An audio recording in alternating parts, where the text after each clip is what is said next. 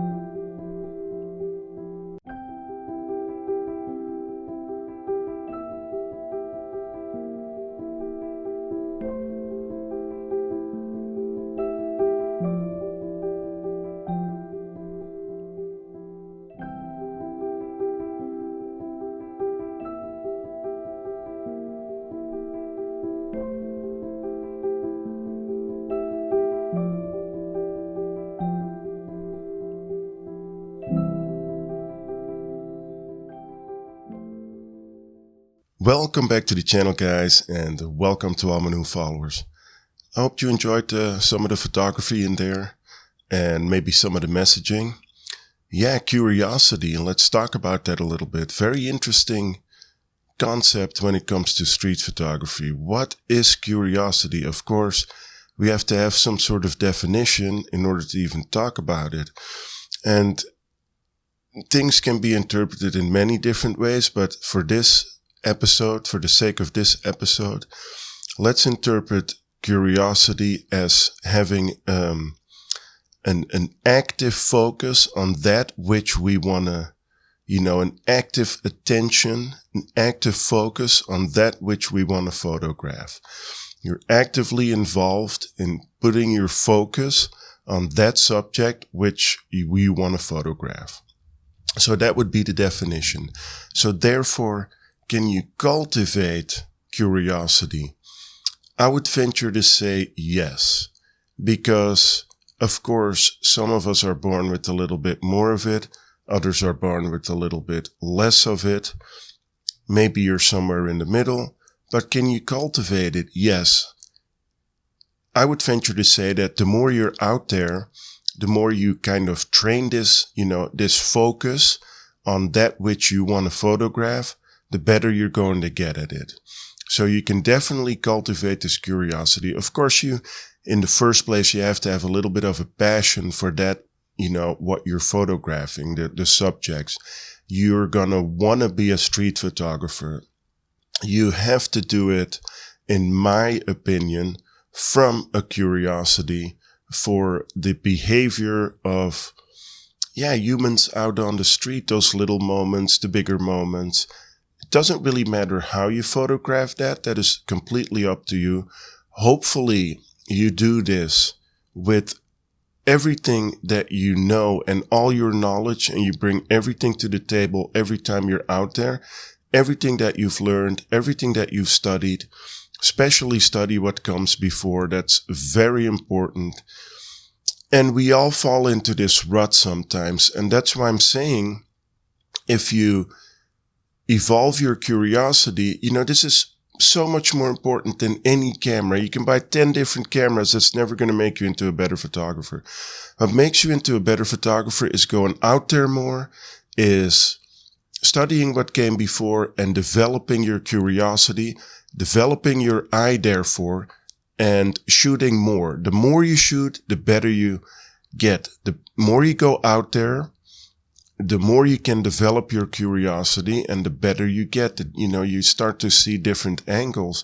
You start to see the subject in a different light. I'm not saying the stock people don't do that under any circumstances, but you know what I'm trying to say. Study your subject to a certain degree, Maybe they're a little bit different at 9 a.m. versus, midday or versus 5 p.m. Maybe the light is better during the winter.